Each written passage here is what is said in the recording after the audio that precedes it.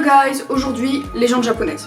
L'histoire dont je vais vous parler, c'est une légende qui est super connue au Japon et pourtant en France, on n'en parle presque jamais, la plupart la connaissent même pas. Comme beaucoup de légendes, il y a énormément de variantes et celle que je vais vous raconter aujourd'hui, c'est la plus célèbre qui remonte à l'ère Meiji. Il s'agit du conte Urashima Taro.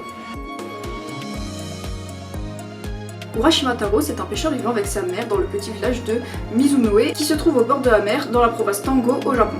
Ce jeune homme, il était vraiment très apprécié par tous les habitants du village pour sa gentillesse et sa bonté envers chaque être vivant.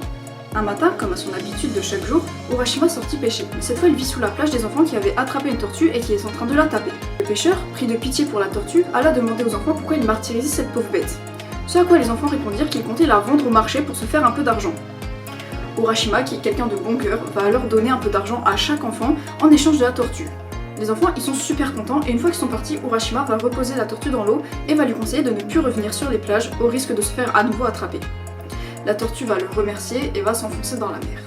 Le lendemain, Urashima retourne pêcher. Et c'est en pêchant sur le haut d'un rocher qu'il va entendre la tortue l'appeler en sortant des profondeurs de la mer. Elle va alors proposer au pêcheur de visiter le palais du roi dragon Ryujin en guise de remerciement. Ce que Urashima accepta volontiers. Il monta sur le dos de la tortue qui le mena directement dans les profondeurs au niveau du palais. Urashima, il était complètement émerveillé devant le palais somptueux et splendide. C'est dans ce palais qu'il rencontra une princesse, la princesse Otohime. Et il est resté complètement bouche bée, sans voix devant la beauté de cette femme. Entre nous, on le sait, il a eu le coup de foudre. Otohime, elle remercie le pêcheur d'avoir porté secours à la tortue et commence à lui faire la visite du palais. Elle va ensuite inviter Urashima à manger, ce qu'il accepte. Alors un grand repas est organisé pour son honneur dans le palais. Urashima resta 3 ans dans le palais. Chaque jour s'écoulait comme un rêve auprès de la princesse Otohime. Et pourtant, un jour Urashima pensa à sa mère et à son village avec un petit pincement au cœur. Il annonça son départ à la princesse Otohime qui comprit et lui offrit un tamatebako en souvenir. Un tamatebako, c'est un coffre Lucky, comme ça. Elle lui demanda de prendre soin de ce coffret comme si c'était elle et de ne l'ouvrir sous aucun prétexte. Urashima accepta le cadeau et lui fit la promesse de toujours en prendre soin, de ne jamais l'ouvrir et surtout de se souvenir pour l'éternité de la bonté et la gentillesse de la princesse Otohime. Urashima remonta alors sur le dos de la tortue qui le ramena à la plage. Et autour de lui, des personnes que le pêcheur ne connaissait pas le regardaient d'un air intrigué. Urashima se précipite alors vers... Urashima se précipite alors vers le village et se rend compte qu'il n'y a ni sa maison ni sa mère.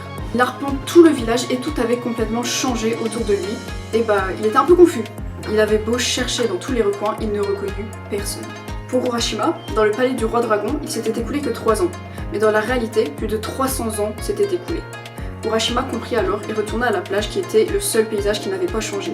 Il avait beau scruter la mer, il ne revit jamais la tortue. Urashima décida alors de rompre le serment qu'il avait fait à la princesse et d'ouvrir le tamatebako. Une fumée blanche s'échappa du fond. Une fumée blanche s'échappa du coffret et Urashima fut alors transformé en vieillard et mourut en entendant la voix de la princesse qui lui disait qu'elle avait enfermé toutes les belles années qu'elle avait passées avec lui dans ce coffret. En gros, il vient de se prendre 300 ans dans la gueule en ouvrant le coffre. Donc voilà, la légende, elle est un peu trash quand même, surtout la fin. Et je vais vous étonner parce que cette légende, elle a vraiment inspiré des dizaines et des dizaines d'œuvres. Par exemple, dans Dragon Ball, Son Goku va sauver une tortue qui va venir le remercier avec Roshi qui va lui donner le petit nuage magique. Urashima Taro est également un personnage dans le jeu vidéo Okami. En ce qui concerne le manga Lusika, Lusika va trouver un coffre devant chez elle et va se retrouver transformée en vieille dame. Donc l'auteur Yoshitoshi s'est clairement inspiré de la légende de Urashima pour écrire le manga Lusika. La légende est également parue dans Urashima Taro et d'autres histoires de fantômes, un livre écrit par Lafcadio Hearn. Il existe également 4 films qui reprennent cette légende.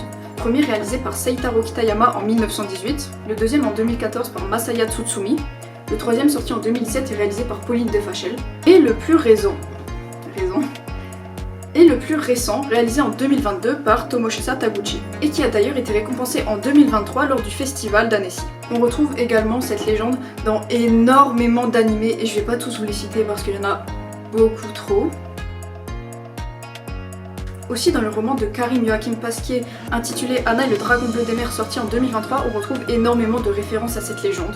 Et enfin, la série Kamen Rider Deno est également inspirée de cette légende.